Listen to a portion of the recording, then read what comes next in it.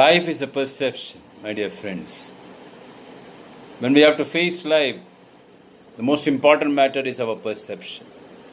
How do you see the life?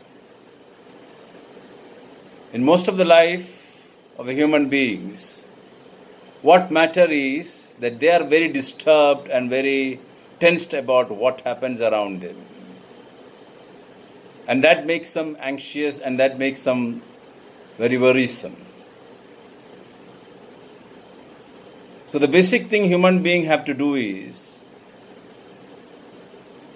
it is not the thing which happens outside that worries them, but what worries them is that what others say about what happened.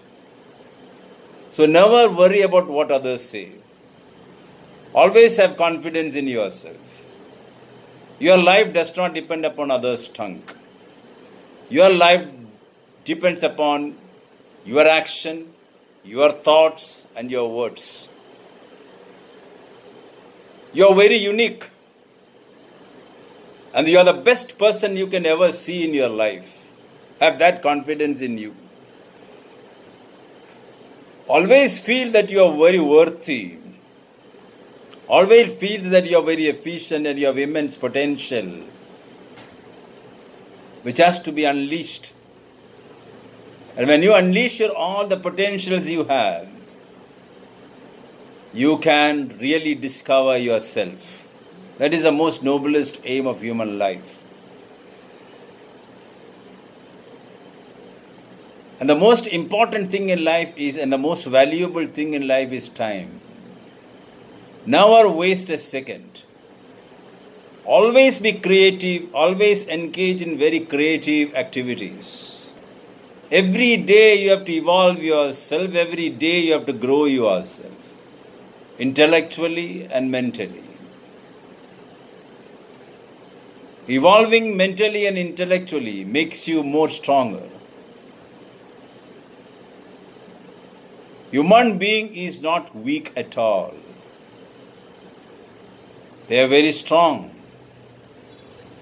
What makes them weak is their thoughts, is their way of seeing the life. There are two ways of seeing the world or seeing the life inside you and around you. Either you can see whatever things happens outside you is wrong, or you can see in another way, and that way is whatever happenings inside you is whether wrong or right. That is the thing which you have to analyze. If you can correct your thought inside and make it more positive, you can see all other things happening outside you as positive. World is very beautiful. Universe is very splendid. World can work without us, but we need the world. So in order to carve out our own niche in this world, we have to manifest our potential, we have to manifest our productivity and our all kind of effectiveness in all walks of life. We cannot be a part of crowd. We are unique, so that we have to be extraordinary. All the great champions of the world, all the great personalities of the world, or all the persons who have created history, they took an extra mile and they undertook severe penance and they undertook severe struggles to move ahead. And they discovered that perspiration is the only way out to conquer greater success.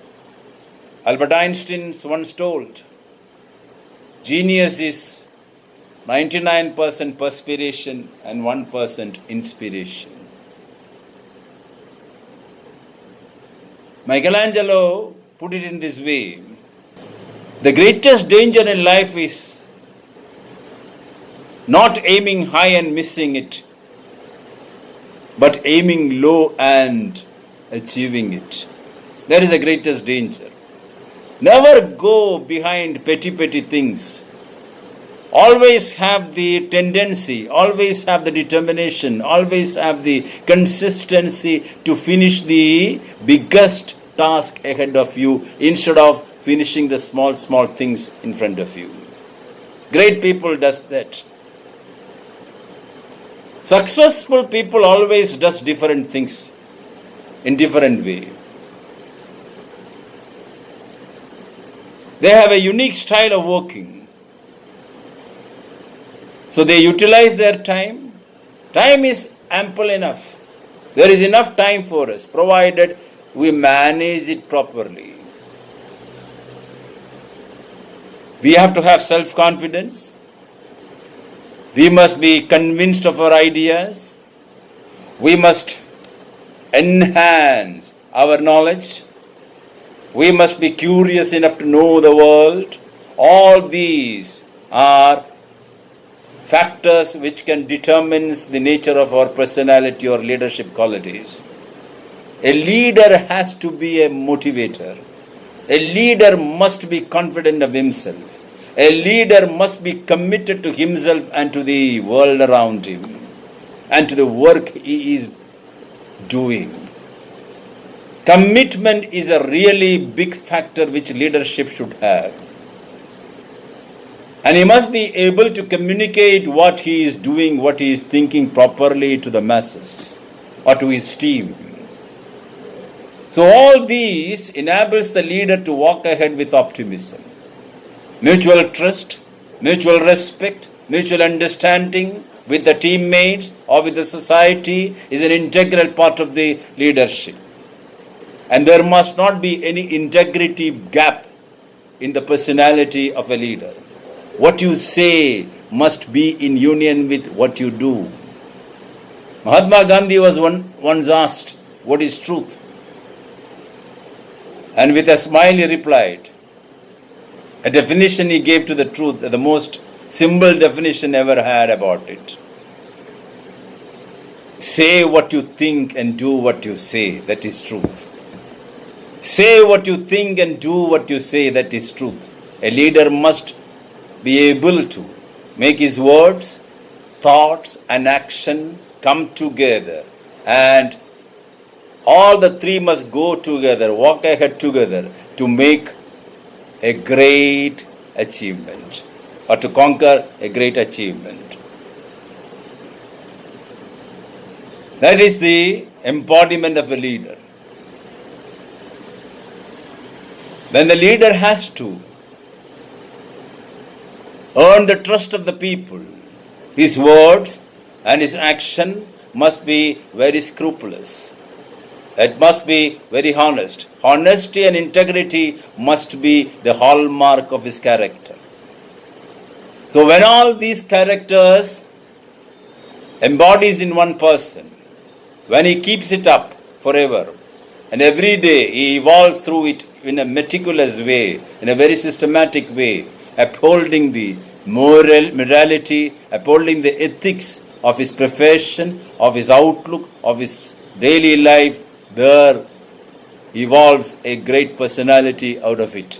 So many great people have done it in the world. Mahatma Gandhi, Martin Luther King, Nelson Mandela are all very typical examples of such kinds of systematic approach they have implemented in their life.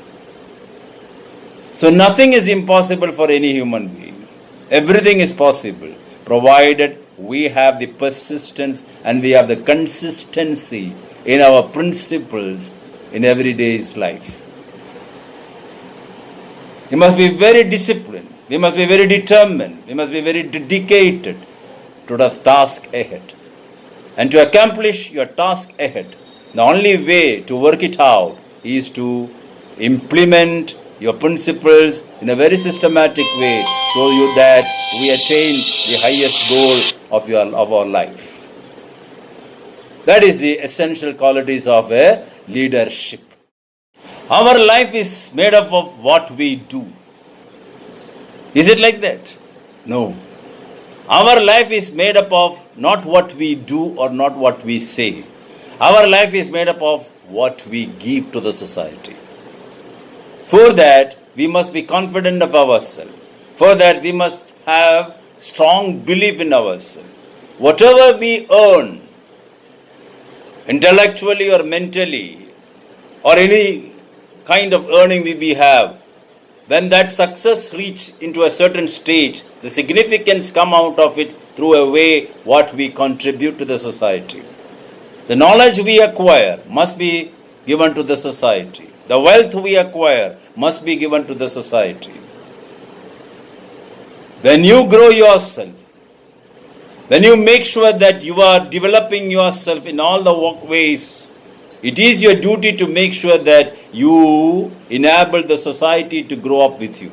That is what entrepreneurs do, that is what big companies do, and that is what a great leader do. So that sort of commitment to yourself makes you to be committed to the society. And for that you must have complete trust in yourself and complete trust in the people around you. Every people have their own vision and mission. And leader must be able to explain his vision and mission to the team or to the staff or to the people around in a very humble and noble way, so that the people understands it and the people grasp it and they should be motivated, they must be inspired by that vision, so that they themselves will be a very integral part of achieving that mission. Make them feel at home. Leaders should not stand away from the people. Leadership always is among the people. Leaders should be among the people. Leaders must have the capacity to understand what is happening around, what is happening wherever he goes, and to observe it, and to understand it, and to implement principles which can move ahead. Always think optimistically. Never we should allow ourselves to dwell in wrong things. Whatever has happened, has happened. Mistakes may happen. But don't dwell on what happened in a negative way. That has gone already. So always think ahead. Make sure that mistake doesn't happen. A man can fall at any time. Falling is not at all a mistake. But the mistake lies where? When a man falls, when he is not ready to get up from the place where he has fallen, that is the greatest mistake. The glory of life consists on getting up from the place where you have fallen. The great champions of the world does that in any walks of life. They have a meticulous way of marching ahead with sheer perseverance and sheer persistence. You can see Ronaldo, Messi, Usain Bolt and all those things, all those characters. Walking ahead, they have achieved great things. They are still climbing the ladder of success. So success is not a destination at all. Success is always a journey. Life must be treated as a pilgrimage. Life is a pilgrimage from mother's womb to the tomb. When you can treat life like that, everything in life will be considered as a noble thing. Never look at the negative aspects. Nothing is negative if the mind is very positive. Life is unpredictable. Anything can happen. But let anything happen. We must have an equanimous mind. Bhagavad Gita says about it. The word used in Bhagavad Gita about that is Sthita Prajna. One who having an equanimous mind. Whether you are facing sorrow, whether you are facing happiness, don't go to the extreme. Keep your mind in a stabilized way. Accept whatever comes in a very balanced way. That is what a calm, poised mind do. Calmness is the basic factor of success. The success depends upon the very big factor, and that is how you respond to the life. People live in two ways. Either they react to life or they respond to life. Reaction is instant, immediate to whatever happens. And that reaction is always without a thought. But responding to a situation is always after a thought. And when you respond, it will be more wise, it will